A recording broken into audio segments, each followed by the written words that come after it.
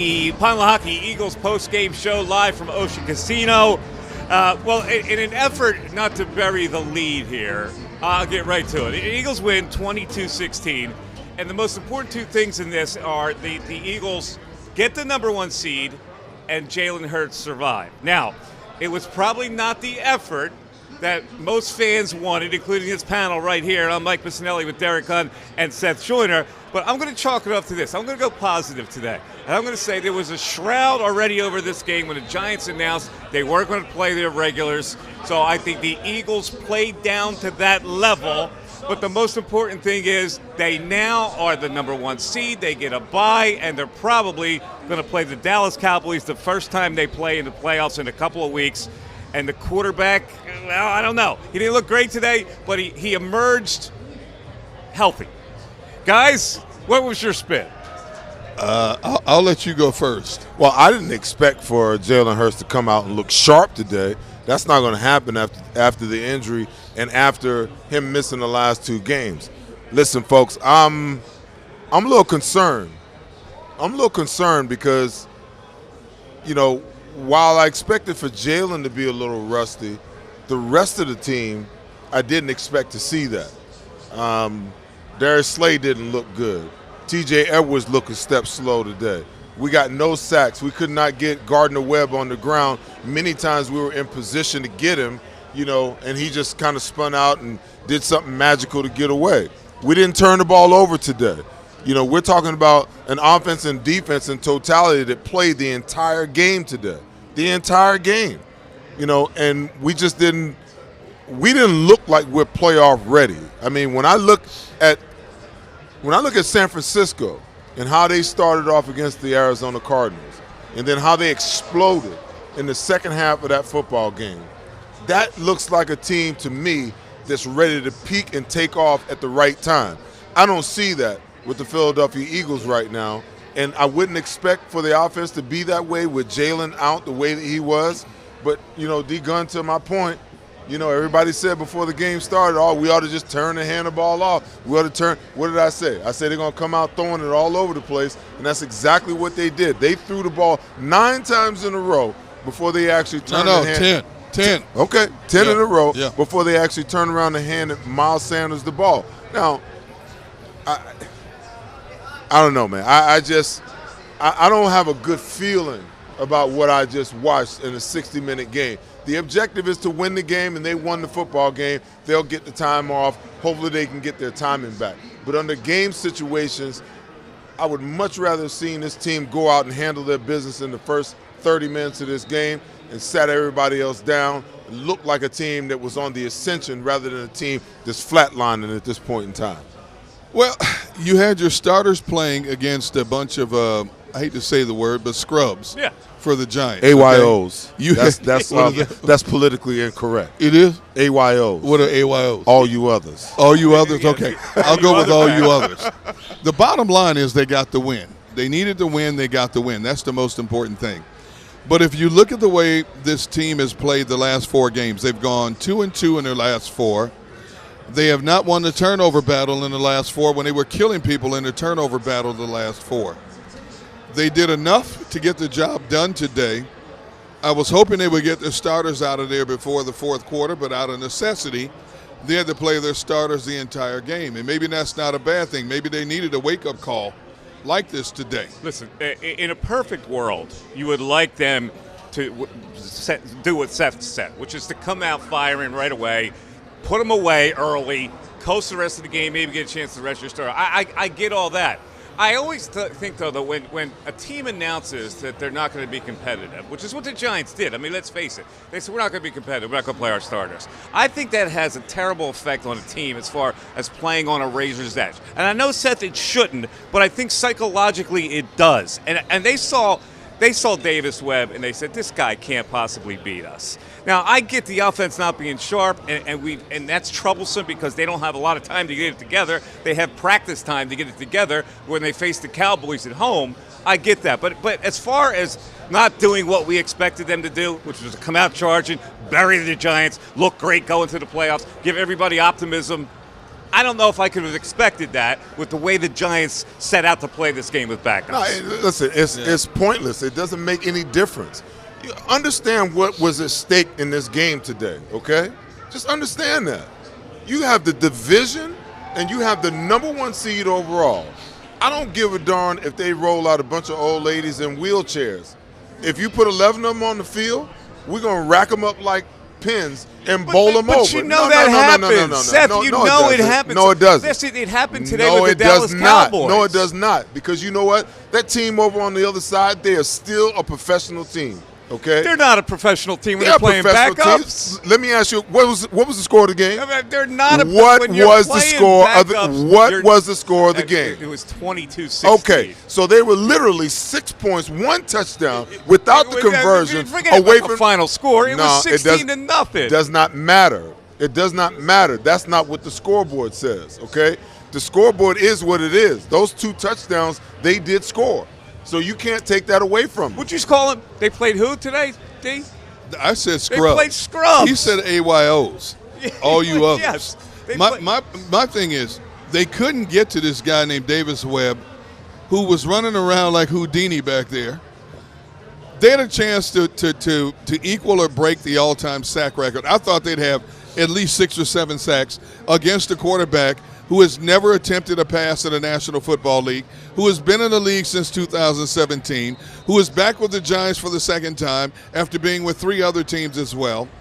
And you could tell by his play, he was basically scared for his life, for the most part, probably thinking, I'm playing against a pass rush that's going to be coming after me all day. But as I say time and time again, you let a team hang around long enough and think they can win, sometimes they're going to jump up and bite you. Now, that didn't happen today. But I look at the way the Eagles have played the last 4 games, especially offensively. They're not the same team offensively that they were.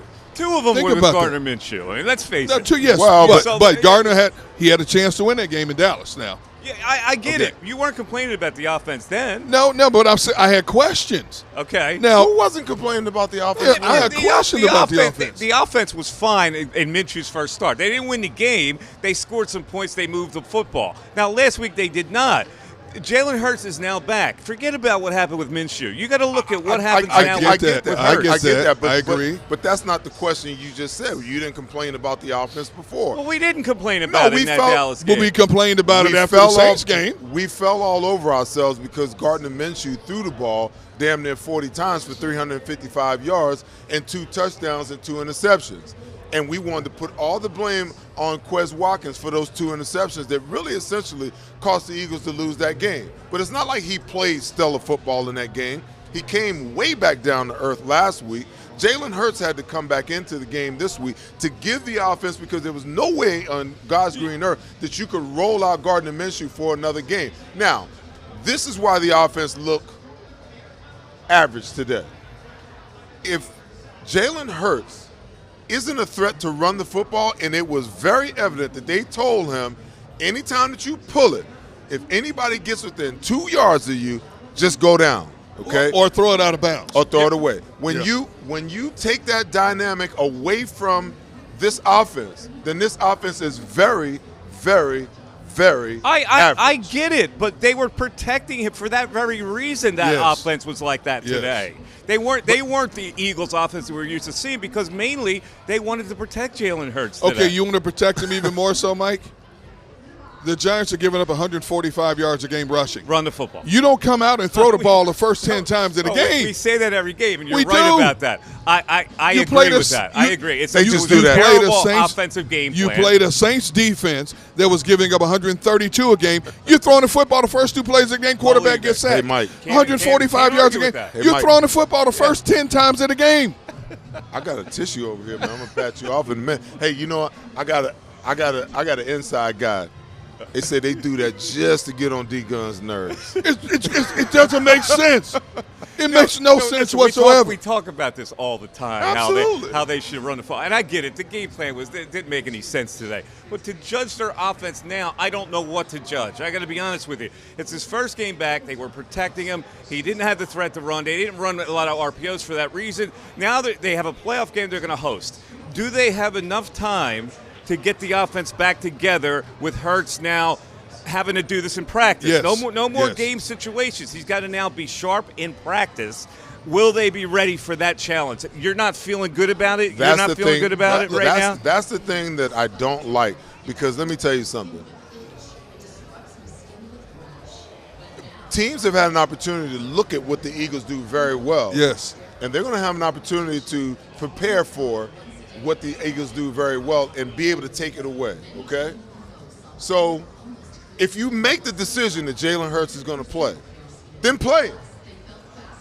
Don't put him out there, and just protect him all day long. But they couldn't do that, Seth. Why not? Because the worst thing you can do is get your quarterback hurt by what? going reckless I am abandon with so him. tired of this protectionism mentality, because that's what it is, Mike. But hold it. Because that's what it is. If Hurts isn't playing, they're sunk. They Listen, can't take the chances of so getting him hurt. you make it seem like because they protected him this week, when they get to the divisional round, he's going to be fine. There's no chance of being injured. Is that what you're saying? No. I'm saying they can't protect him at a playoff level. They had the choice to protect him going into this Then game. don't play him. Then don't play him. If they didn't play him, they Then lose don't this play game him. today. Then don't play him. If they didn't play him today, they lose Listen, this he game. didn't today do with anything. Minshew in there. Hold on a second. He didn't do anything substantial with his legs today that affected this football game. Okay, They just wanted to survive it. It was clear. He ran the ball 9 yards, and the majority of those were on scrambles where pass plays broke down for 13 yards. Okay, so Yes. if that's the case, and he threw the ball 35 times for 20 completions, 229 yards, and an interception. Okay. Well, I mean, But you could not play him. You had to get him back in action. I know you had to get him back in action. I've been saying that ever since everybody was like, "Oh, don't play him into the division round." I understand that, but football is not a game where you protect your players. You can't do that. You have to protect the No, you can't. quarterback. No, you don't. Well, No, you this don't. is the NFL. You not if can't your offense win with a backup. Not if your offense is predicated on your offense. Not if your offense is predicated on your quarterback running the football, because the rhythm and the flow and the tempo of this offense is skewed right now. And this is not what we need to see with this team going into the playoffs, the divisional round. They're probably going to face the Dallas Cowboys in the division round in week 2. I don't think Dallas are going to get past after the way they played today. Well, hold on to these thoughts. Yeah. Right now, Seth, I'm afraid that Seth's going to smash his car after this show. So I got to tell the people how you can save 40% on car insurance right now. It's a message from our friends at Del Val.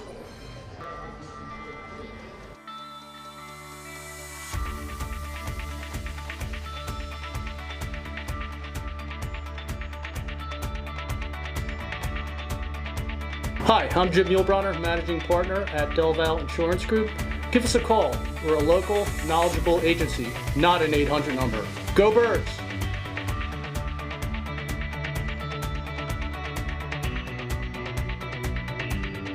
That's right. Save 40% on your car insurance. Why don't you? All right. So now back to this. Wait a minute. I got something I want to say, because I'm sitting here looking at the comments, man. Why are you paying attention to that? Because I'm so damn sick and tired of people. Why are you paying attention to the comments? I want to make a comment. Yeah. I am so sick and tired of people in this protectionism mentality. Okay. If you never played the game of football, then you don't understand what it's like to put that damn uniform on and go out there and risk your body and do what you do. You can't protect football players on the field and expect for them to go out and play 100 miles an hour. Because guess what you do now? The next thing you do, oh, look at him. He's out there, going half-ass. No. The game is meant to be played full out, okay? And if you're going to play the game, then play the game full out. A guy can get injured at any point in time. Oh, we're going to protect him and make sure we get to the next round. Well, guess what? The first play of the game in the division round, he can go out and get hurt. Then what? What have you accomplished? Seth, hold on a second. He's coming off a shoulder injury that's still healing, right? Okay, they didn't expect him to go 100 miles an hour today. That was the point, not to go 100 miles an hour to put himself at risk. The point today was to survive, win the game, get everybody healthy, including your quarterback, and get the number 1 seed. That's all they needed to do today. Here's what I thought going into this game. Once Brian Daboll announced that the regulars would not play, and we knew the Eagles were going to play their starters, this was a game I thought the Eagles would get to work on some things and fine-tune some things that did not work well last week. I don't care if Minshew was in there or not. There's still an offensive and defensive concepts they needed to work on to get better. Like what? Like the RPO? No. Just efficiency, period. Okay. Outside of the second drive of the game, did that offense look efficient to you? No. Did the defense look efficient to you? They obviously did not want to run the full RPO set that they usually run. I get that. Get Hurts you involved still in the work game. on certain things that you're going to have to try to do when a playoff game comes around. This offense and defense looked jagged again today. Now, I said off the top, the bottom line was getting the win. But the manner in which they got the win today against a bunch of backups, it leaves a lot of cause for concern moving forward. I get it, but you know around the league, it's covering the league as much as you have. Yes. That there are certain teams that psychologically go, we're going to win this game anyway against backups. It happened to the Cowboys today, for crying out loud. Yes, it did. So that kind of thing puts a shroud over the game. That's all I'm saying. So I don't know, Seth, I don't know if they're ready for the playoffs either. I'm not saying that they're ready for the playoffs. I'm saying what the Eagles' mindset today was to survive, win, and get a number 1 seed. And so, therefore, you can't judge what their offense was. The Giants and the Cowboys were locked into position. So they had the luxury to play their backups in the football game. The Eagles had to play their starters today. Absolutely. Because they had to win this game. And my point is, if you have to do that and you're playing against the JV, how in the hell you only win this game by 6 points? Tell me. In retrospect, maybe the head coach says, you know what, I made a mistake being cautious. I mean, I don't know what he's going to say. He probably won't say that, but maybe he's going to think that during the week, that maybe we didn't get enough out of Jalen Hurts. Well, come on. We need to speed up that process then, because you know what? 2 times in the last 4 weeks, he didn't run miles enough. And he was asked about it in the press conference, and he said, well, you know, maybe I should have ran him more. We got to take a look at that. You know, the excuses that are being made last week. Miles Sanders ran the ball twice in the first half. It's unconscionable. You can't tell me that as the head coach, you're standing next to your offensive coordinator.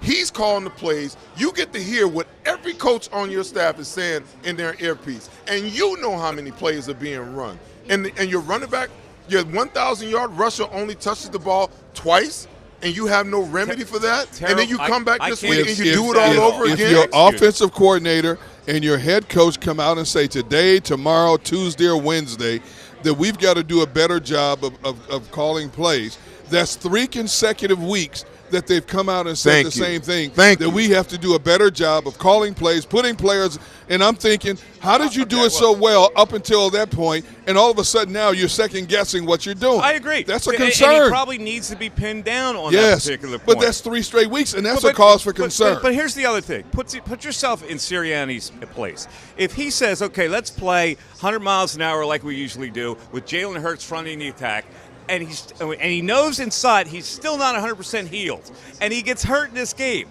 How does he answer to that? Because then you're telling your fan base, you just blew your chance at the Super Bowl by being greedy. That's what's going through his head. Is it not? Maybe. I want to hear what he has to say. I can't wait to hear what he has to say behind this. Each and every time that you step on that field, it's an if that you can't get hurt. If was a fifth, we all be drunk as a skunk, okay? Aren't we all drunk anyway? You can't live your life and you can't play the game of football on ifs, okay? You're either all in or you're not. That's not just, when it comes to starting quarterback, okay. Seth. Okay. Not when it comes to starting. Because if you don't have your if you don't have this starting quarterback, you're cooked. There's no doubt about it. But to my point, you don't play him if you have those reservations. You understand what I'm saying? Don't play him if you have those reservations. I think he wanted to ease him back in so he didn't have inactivity before he started that first playoff game. I understand that. But there were plays in this game where Jalen Hurts could have ran the ball and gotten substantial yards and then got down. He was so petrified to run that anytime someone got within 5 yards of him, he sat down. Well, I think we also have to give credit where credit is due. The Giants played. I don't care who was on. The Giants played. Well, they came after. They were disciplined. They didn't let him get to the outside. Think about how many times they forced him to chuck the ball out of bounds because they did not let him get that edge on them. Now, do you think other teams are not going to look at this film and try to defend him the same way? I agree. We talked about it when we played. But these are the things that happen when you get away from the things that you do best. True. And what is it? Listen, this team is built on the strength of their offensive line, and Jalen Hurts' legs. And everybody else is a recipient of what comes off of that. Miles Sanders is 1,000-yard rushes. You want to know why? Right. Because Jalen Hurts is so prolific at running the ball that you take guys away that opens up lanes and holes for him. Okay? Right. When you're running, when you're running RPOs and your safeties and your linebackers, their eye discipline is bad because you're so afraid that Jalen Hurts may take off with the ball. Guess what? A.J. Brown is one-on-one. Devontae Smith is one-on-one.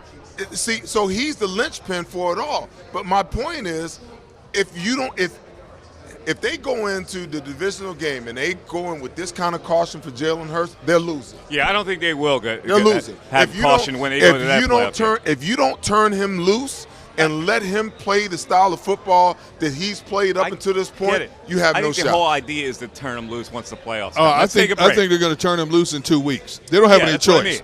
They have no choice in 2 weeks. Let's take a break. I hope he can turn it back up. Let's get our diamond debate. Devin Caney's going to join us with our diamond debate coming up after this. Again, the Eagles win 22-16. They get the number 1 seed. They rest for a week, and the Cowboys are going to come here for the first playoff game. It all depends on whether you think they're ready for that challenge now or not, and whether you can project over the next Dallas 2 weeks. Is getting past the first week? I don't know what Dallas is. You think Dallas is getting past the first game? I got enough worries. It's the Eagles Pond Hockey postgame show. Back with the